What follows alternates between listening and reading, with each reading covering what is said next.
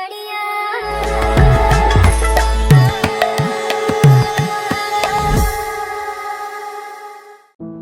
എന്തിനാണ് ഭയക്കുന്നത്? നിനക്കിനിയും എന്നെ വിശ്വാസമില്ല എന്നാണോ? ഫോണിലൂടെ കേൾക്കുന്ന അവന്റെ സ്വരത്തിൽ പരിഭവം കലർന്നത് നിമിഷയ്ക്ക് സഹിച്ചില്ല. എന്നാണോ ഞാൻ പറഞ്ഞത്? നമ്മൾ രാത്രിയിൽ പോയാൽ പിന്നെ പിറ്റേന്ന് മാത്രമല്ലേ വിവാഹം കഴിക്കാൻ പറ്റുള്ളൂ. രാത്രി എന്നെ കാണാനില്ല എന്ന് ആരെങ്കിലും അറിഞ്ഞാൽ പിന്നെ അന്വേഷണമൊക്കെ ആവില്ലേ? പോലീസിൽ പരാതിപ്പെട്ടാലോ? അപ്പോൾ ആകെ കുഴപ്പമാവില്ലേ? രാവിലെ പോയാൽ കുറച്ചുകൂടി സേഫ് അല്ലേ? അനുനയത്തിന്റെ സ്വരത്തിൽ അവൾ കൊഞ്ചി. നീ ഞാൻ പറഞ്ഞതുപോലെ ഇറങ്ങി വന്നാൽ മാത്രം മതി, ബാക്കി ഒന്നും അറിയണ്ട. അല്ല, എന്നെ വിശ്വാസമില്ല എങ്കിൽ ഇനി എന്നെ വിളിക്കുകയും വേണ്ട. ഷോ, ഇങ്ങനെ പിണങ്ങല്ലേ മഹി? എല്ലാം നീ പറഞ്ഞതുപോലെ തന്നെ പോരെ? മറുവശത്ത് സ്വരം ശാന്തമായപ്പോൾ നിമിഷയ്ക്ക് ആശ്വാസമായി. നിമിഷ നേരം കൊണ്ട് അവന്റെ പിണക്കം തീർത്ത തങ്ങളുടെ പ്രണയമോർത്ത് അവൾ പുളകിതയായി. നീ വരുമ്പോൾ കൊച്ചിനെ എടുക്കുന്നില്ല എന്ന് തീരുമാനിച്ചോ? പിന്നല്ലാതെ, കൊച്ചിനെയും കൊണ്ടല്ല ഞാൻ ഇങ്ങോട്ട് കയറി വന്നത്. അതിനാണെങ്കിൽ അയാളുടെ അതേ മുഖമാണ്. അതിനെയും കൂടെ എടുത്താൽ പിന്നെ എപ്പോഴും അയാളെ ഓർമ്മ വരും. പോരാത്തതിന് കൊച്ചിന് തന്തയോടാ കൂറ്. അതു പിന്നെ നീ അതിനെ സ്നേഹത്തോടെ ഒന്ന് പരിഗണിച്ചെങ്കിലല്ലേ അതിന് നിന്നോട് കൂറ് കാണൂ. ഓ, എനിക്ക് ആ കൂറ് വേണ്ട. ഇനി എൻ്റെ മഹിയുടെ കുഞ്ഞിനെ ഞാൻ പെറ്റു വളർത്തുമ്പോൾ കിട്ടുന്ന കൂറ് മതി. അല്പസമയം കൂടി നീണ്ടുനിന്ന ഫോൺ വിളി മെല്ലെ നേർത്ത മൂളലുകളിലും നിശ്വാസങ്ങളിലും കിതപ്പുകളിലും അവസാനിച്ചപ്പോൾ നിമിഷ ഉറക്കമില്ലാതെ കിടന്നു. അവളുടെ മനസ്സിൽ നിറയെ പുതിയ പ്രകാശമായിരുന്നു. കൂലിപ്പണിക്കാരനായ രാജന്റെയും വിലാസിനിയുടെയും മകളായിരുന്നു നിമിഷ. ഒരുപാട് കഷ്ടപ്പെട്ട് യാതൊരു അല്ലലും അറിയിക്കാതെയാണ് അവർ നിമിഷയെ വളർത്തിയത്. എന്നാൽ ഉള്ളതിൽ തൃപ്തിപ്പെടാൻ അവൾക്ക് കഴിഞ്ഞിരുന്നില്ല. പണക്കാരായ കൂട്ടുകാരികളുടെ വില കൂടിയ വസ്ത്രങ്ങളും ആഭരണങ്ങളും മറ്റും അവളെ സദാ ഭ്രമിപ്പിച്ചു. മകളെ നന്നായി പഠിപ്പിച്ച് നല്ല നിലയിൽ എത്തിക്കണമെന്നായിരുന്നു രാജന്റെ ആഗ്രഹം. എന്നാൽ പഠിത്തത്തിലൊന്നും നിമിഷയ്ക്ക് ഒട്ടും താല്പര്യമില്ലായിരുന്നു. എങ്ങനെയൊക്കെയോ +2 പാസ്സായ ശേഷം അവളുടെ ഇഷ്ടപ്രകാരം രാജൻ അവളെ ബ്യൂട്ടീഷ്യൻ കോഴ്സ് പഠിപ്പിച്ചു. ടൗണിലെ ഒരു ബ്യൂട്ടി പാർലറിൽ ജോലി ചെയ്ത് വരുമ്പോഴാണ് അവൾക്ക് ടൗണിൽ തന്നെ മെക്കാനിക്കായ പ്രദീപിന്റെ വിവാഹാലോചന വരുന്നത്. പ്രദീപിന് ഒരമ്മ മാത്രമേ ഉണ്ടായിരുന്നുള്ളൂ. കാഴ്ചയ്ക്ക് സുന്ദരിയായ നിമിഷയ്ക്ക് അത്രയൊന്നും സുന്ദരനല്ലാത്ത പ്രദീപിനെ ഒട്ടും ഇഷ്ടപ്പെട്ടില്ല. എന്നിട്ടും രാജന്റെ നിർബന്ധത്തിന് വഴങ്ങി അവൾക്ക് വിവാഹത്തിന് വഴങ്ങേണ്ടി വന്നു. വിവാഹശേഷം അവളുമായി പൊരുത്തപ്പെട്ടു പോകാൻ പ്രദീപും അമ്മയും ഒരുപാട് ശ്രമിച്ചു. അവൻ എത്രയൊക്കെ അടുക്കാൻ ശ്രമിച്ചിട്ടും സ്നേഹിക്കാൻ ശ്രമിച്ചിട്ടും നിമിഷയ്ക്ക് പ്രദീപിനെ പൂർണ്ണമായി അംഗീകരിക്കാൻ കഴിഞ്ഞില്ല. അതിനിടയിൽ ഒരു മകൾ കൂടി ജനിച്ചു. മകൾക്കും പ്രദീപിനെ പോലെ ഇരുണ്ട നിറവും മുഖവുമായത് നിമിഷയെ ചൊടിപ്പിച്ചു. അവൾ കുഞ്ഞിനെ പോലും ശരിക്കും ശ്രദ്ധിക്കാറില്ലായിരുന്നു. പ്രദീപിന്റെ അമ്മയാണ് കുഞ്ഞിനെ വളർത്തിയത്. പ്രദീപ് പലതവണ അവളോടും അവളുടെ മാതാപിതാക്കളോടും ഒക്കെ സംസാരിച്ചിട്ടും അവരെല്ലാം ഉപദേശിച്ചിട്ടും അവളിൽ മാറ്റമുണ്ടായില്ല. ഒടുവിൽ പ്രദീപും അവളിൽ നിന്നകന്നു. മകൾ മാത്രമായി അയാളുടെ ലോകം. ആ ഇടയ്ക്കാണ് അവൾ ജോലി ചെയ്യുന്ന ബ്യൂട്ടി പാർലറിന്റെ തൊട്ടടുത്തുള്ള മൊബൈൽ ഷോപ്പിൽ വെച്ച് മഹേഷിനെ കണ്ടുമുട്ടുന്നത്. ഫോണിന് കവർ മാറ്റാനായി ചെന്നപ്പോൾ അവിചാരിതമായി മഹേഷിനെ കാണുകയായിരുന്നു. നേർത്തൊരു ചിരിയിൽ തുടങ്ങിയ ബന്ധം പതിയെ വളർന്നു. നിമിഷ സ്വപ്നം കാണാറുള്ള പോലെ ഒരു സുന്ദരനായിരുന്നു മഹേഷ്. പലപ്പോഴും ബ്യൂട്ടി പാർലറിൽ അവളെ കാണാനായി മഹേഷ് ചെല്ലാറുണ്ടായിരുന്നു. മഹേഷിന്റെ സൗന്ദര്യവും സരസമായ സംഭാഷണവും ഒക്കെ നിമിഷയിൽ അവനോട് ഇഷ്ടമുണ്ടാക്കി. എന്നാൽ താൻ വിവാഹിതയാണെന്നും ഒരു കുഞ്ഞിന്റെ അമ്മയാണെന്നുമുള്ള ബോധം അവളിൽ അപകർഷതാബോധം വളർത്തി. അത് പ്രദീപിനോടും കുഞ്ഞിനോടുമുള്ള വെറുപ്പായി വളർന്നു. ഒടുവിൽ രണ്ടും കൽപ്പിച്ച് ഒരു ദിവസം നിമിഷ എല്ലാം മഹേഷിനോട് തുറന്നു പറഞ്ഞു. പക്ഷെ അവളെ അതിശയിപ്പിച്ചുകൊണ്ടാണ് മഹേഷ് പെരുമാറിയത്. നിമിഷയോടുള്ള പ്രണയത്തിനു മുന്നിൽ മറ്റൊന്നും അവന് തടസ്സമല്ല എന്ന് ആണയിട്ട് പറഞ്ഞതോടെ നിമിഷ പൂർണ്ണമായും മഹേഷിൽ അടിമപ്പെട്ടു. അതിനോടകം തന്നെ അവരുടെ ബന്ധം ഫോൺ സന്ദേശങ്ങളിലേക്കും കോളുകളിലേക്കും മാറിയിരുന്നു.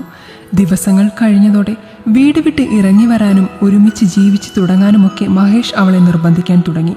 കുഞ്ഞുമായി വരാനാണ് അവൻ പറഞ്ഞതെങ്കിലും അതിനു നിമിഷ തയ്യാറായിരുന്നില്ല. എന്തായാലും പ്രദീപിനെയും കുഞ്ഞിനെയും മറ്റെല്ലാ ബന്ധങ്ങളും ഉപേക്ഷിച്ച് മഹേഷുമായി നാടുവിടാൻ നിമിഷ തയ്യാറെടുത്തു. ഇനി അതിന് 2 ദിവസങ്ങൾ കൂടിയേ ബാക്കിയുള്ളൂ. അത് കഴിഞ്ഞുള്ള തൻ്റെ സ്വർഗതുല്യമായ ജീവിതമോർത്ത് നിമിഷ മനോരാജ്യം കണ്ടു തുടങ്ങി. നിമിഷേ, ഇന്ന് നീ പാർലറിൽ പോകണ്ട. രാവിലെ പോകാനിറങ്ങിയ നിമിഷയെ പ്രദീപിന്റെ വാക്കുകൾ തടഞ്ഞു. എന്ന് നിങ്ങൾ പറഞ്ഞാൽ മതിയോ? എനിക്ക് പോണം. അങ്ങനെ ലീവാകാനൊന്നും പറ്റില്ല. മാഡം വഴക്കു പറയും. മാഡം ഒന്നും പറയില്ല. നീ ഇന്ന് വരില്ല എന്ന് ഞാൻ അവരോട് പറഞ്ഞിട്ടുണ്ട്. ഇന്നിവിടെ പ്രധാനപ്പെട്ട ചിലർ വരുന്നുണ്ട്. തിരിച്ചെന്തോ പറഞ്ഞു കയർക്കാൻ തുടങ്ങുമ്പോഴേക്കും വീട്ടിലേക്ക് കയറി വരുന്ന തന്റെ അച്ഛനമ്മമാരെയും അനിയനെയും അവൾ കണ്ടു. നിമിഷയ്ക്ക് എന്തോ ഒരു അപായ സൂചന തോന്നി. വരണം അമ്മേ. അച്ഛാ വാടാ. പ്രദീപ് അവരെ വിളിച്ചിരുത്തി. എന്താ മോനെ പെട്ടെന്ന് വരാൻ പറഞ്ഞത്? രാജൻ പരവശത്തോടെ ചോദിച്ചു. പറയാം അച്ഛാ, ചിലർ കൂടി വരാനുണ്ട്. ആ വന്നല്ലോ. എല്ലാവരുടെയും ശ്രദ്ധ അവിടേക്ക് വന്ന മെമ്പർ സതീശനിലേക്കും പ്രദീപിന്റെ സുഹൃത്തായ വിനോദിലേക്കും തിരിഞ്ഞു. അമ്മേ, മോളുമായി അകത്തേക്ക് ചെല്ല്. പ്രദീപ് പറഞ്ഞപ്പോൾ പ്രദീപിന്റെ അമ്മ കണ്ണു തുടച്ചുകൊണ്ട് കുഞ്ഞുമായി അകത്തേക്ക് പോയി. എല്ലാം കണ്ട് നിമിഷ ആകെ ഭയന്നുപോയി. എല്ലാവരെയും ബുദ്ധിമുട്ടിച്ചതിൽ ക്ഷമിക്കണം. എനിക്ക് ഇങ്ങനെയൊക്കെ ചെയ്യേണ്ടി വന്നതിൽ വിഷമമുണ്ട്. എന്നാലും വേറെ വഴിയില്ല. നീ കാര്യം പറ പ്രദീപേ, എല്ലാവരെയും ടെൻഷനാക്കല്ലേ. നിമിഷയെ തറപ്പിച്ചു നോക്കിക്കൊണ്ട് വിനോദ് പറഞ്ഞു. കാര്യം മറ്റൊന്നുമല്ല, ഞാനും നിമിഷയും തമ്മിൽ വിവാഹിതരായിട്ട് ഇപ്പോൾ 5 വർഷങ്ങൾ കഴിഞ്ഞു. ഞങ്ങളുടെ മകൾക്ക് 3 വയസ്സായി. ഇത്രയും നാളായിട്ടും നിമിഷയ്ക്ക് ഞാനുമായിട്ടോ ഈ വീടുമായിട്ടോ പൊരുത്തപ്പെടാൻ സാധിച്ചിട്ടില്ല. നല്ല ദമ്പതികൾ പോയിട്ട് ഞങ്ങൾ നല്ല സുഹൃത്തുക്കൾ പോലുമല്ല. പ്രദീപിന്റെ തുറന്നു പറച്ചിൽ കേട്ട് എല്ലാവരും ഞെട്ടലോടെ അവരെ നോക്കി. നിമിഷയും ആകെ വല്ലാതായി. നിമിഷയ്ക്ക് വേണ്ടി പലതരത്തിലും ഞാൻ അഡ്ജസ്റ്റ് ചെയ്തു, പലതും ക്ഷമിച്ചു. എന്നിട്ടും അവൾ ഞാനുമായി പൊരുത്തപ്പെടാൻ ശ്രമിച്ചിട്ട് പോലുമില്ല. ഞാൻ അവളെ കുറ്റം പറയുന്നില്ല. സ്നേഹം ഉണ്ടാക്കിയെടുക്കേണ്ടതല്ലോ. പക്ഷേ ഞങ്ങളുടെ കുഞ്ഞിനോട് പോലും അവളിപ്പോൾ കാണിക്കുന്ന അവഗണന ഒരു അച്ഛൻ എന്ന നിലയിൽ എനിക്ക് കണ്ടു നിൽക്കാൻ സാധിക്കില്ല. പ്രദീപ് ഒന്ന് നിർത്തി നിമിഷയെ നോക്കി. പിന്നെ ദീർഘമായി നിശ്വസിച്ചുകൊണ്ട് തുടർന്നു. ഈയിടെ അവളുടെ ചില പെരുമാറ്റങ്ങളൊക്കെ കണ്ടപ്പോൾ സംശയം തോന്നിയാണ് അവളെ ഞാൻ ഒന്ന് ശ്രദ്ധിച്ചത്. അപ്പോഴാണ് അറിഞ്ഞത് ഇപ്പോൾ അവൾക്ക് മറ്റൊരാളുമായി അടുപ്പമുണ്ട് എന്ന്. ഇവളെയും അവനെയും കൂടി പലയിടത്തും വെച്ച് കണ്ടു. ഏതുവരെ പോകുമെന്നോർത്ത് കാത്തിരുന്നതാണ്. അപ്പോഴാണ് നാളെ ഇവർ നാടുവിടാൻ തീരുമാനിച്ച കാര്യം അറിഞ്ഞത്. ഭാവഭേദമില്ലാതെ പ്രദീപ് പറഞ്ഞതും നിമിഷയുടെ മുഖം വിവരണമായി. തങ്ങൾ കേട്ടത് എന്താണെന്ന പകപ്പിലായിരുന്നു ചുറ്റുമുള്ളവർ. അപ്പോൾ എനിക്ക് തോന്നി എല്ലാവരെയും അതൊന്ന് അറിയിക്കണമെന്ന്. എൻ്റെ വീട്ടിൽ നിന്ന് എൻ്റെ ചിലവിൽ കഴിഞ്ഞ് എന്നെ വിഡ്ഢിയാക്കി അവളങ്ങനെ ജയിക്കേണ്ട എന്ന് തോന്നി. നിങ്ങളൊക്കെ ചേർന്നല്ലേ വിവാഹം നടത്തിയത്. അപ്പോൾ നിങ്ങളെയൊക്കെ സാക്ഷിയാക്കി ഇവളെ ഞാൻ ഉപേക്ഷിക്കുന്നു. ദാ ഈ പേപ്പറിൽ ഒപ്പിട്ട് ഇവൾക്ക് ഇപ്പോൾ ഇവിടെ നിന്നിറങ്ങാം. ഇവർ തീരുമാനിച്ചതിലും 1 ദിവസം നേരത്തെ. പ്രദീപ് ശാന്തമായി പറഞ്ഞെങ്കിലും ശബ്ദം ഇടറിയിരുന്നു. എന്തൊക്കെയാടി കേൾക്കുന്നത്? നിമിഷയുടെ അമ്മ വിലാസിനി ഉറക്കെ കരഞ്ഞുകൊണ്ട് എണീറ്റു. രാജനും മറ്റുള്ളവരും ഒക്കെ മൗനമായിരുന്നു. അവർ ഓരോന്ന് പദം പറഞ്ഞു കരയാൻ തുടങ്ങി. വേണ്ട, ഇവിടെ വെച്ചൊരു ബഹളവും വേണ്ട. പ്രദീപ് തൻ്റെ മുഖത്തു പോലും നോക്കാതെ പറഞ്ഞത് കേട്ടപ്പോൾ നിമിഷയ്ക്ക് അരിശമാണ് വന്നത്. കൂടെ അവളെ തല്ലുന്ന അമ്മയെ കൂടി കണ്ടപ്പോൾ നിമിഷയ്ക്ക് ആകെ കലിയിളകി. അതെ, സത്യമാണ്. നിങ്ങളും കൂടിയാണ് കാരണം. ഇഷ്ടമുള്ളതുപോലെയൊക്കെ ജീവിക്കാൻ സമ്മതിച്ചില്ല. പോരാത്തതിന് ഒട്ടും ഇഷ്ടമില്ലാതെ ഒരു കല്യാണവും കഴിപ്പിച്ചു. നിങ്ങളുടെ ഭാരം ഒഴിഞ്ഞല്ലോ. ഇനിയിപ്പോൾ ഇത്രയുമായ സ്ഥിതിക്ക് ഞാനിപ്പോൾ തന്നെ ഇറങ്ങുന്നു. ഇനി ആരും എന്നെ അന്വേഷിച്ചു വരണ്ട. നിമിഷ വാശിയോടെ ആ പേപ്പറുകൾ ഒപ്പിട്ട് മുറിയിലേക്ക് പോയി. അവളുടേതായ വസ്ത്രങ്ങളൊക്കെയും നിറച്ച ബാഗുമായി കുഞ്ഞിനെ ഒരിക്കൽ കൂടിയൊന്ന് നോക്കാതെ ഇറങ്ങിപ്പോകുന്നവളെ നോക്കി പ്രദീപ് നിർവികാരനായി നിന്നു. വേഗം റെഡിയാവ്, കസ്റ്റമറുണ്ട്. അറിയിപ്പ് കിട്ടിയപ്പോൾ നിമിഷ നിർവികാരയായി എഴുന്നേറ്റു. പ്രണയത്തിൽ മയങ്ങി പുതിയ ജീവിതം തേടി ഇറങ്ങി തിരിച്ച യാത്ര അവസാനിച്ചത് ഈ വേശ്യാലയത്തിൻ്റെ കുടിസുമുറിയിലാണ്.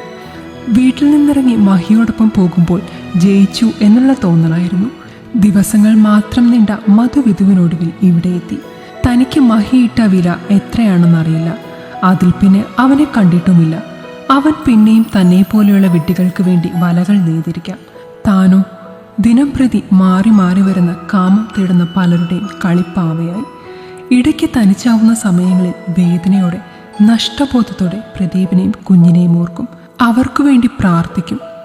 വെറുതെ എന്നറിയാം, എങ്കിലും. പെട്ടെന്ന് വാ.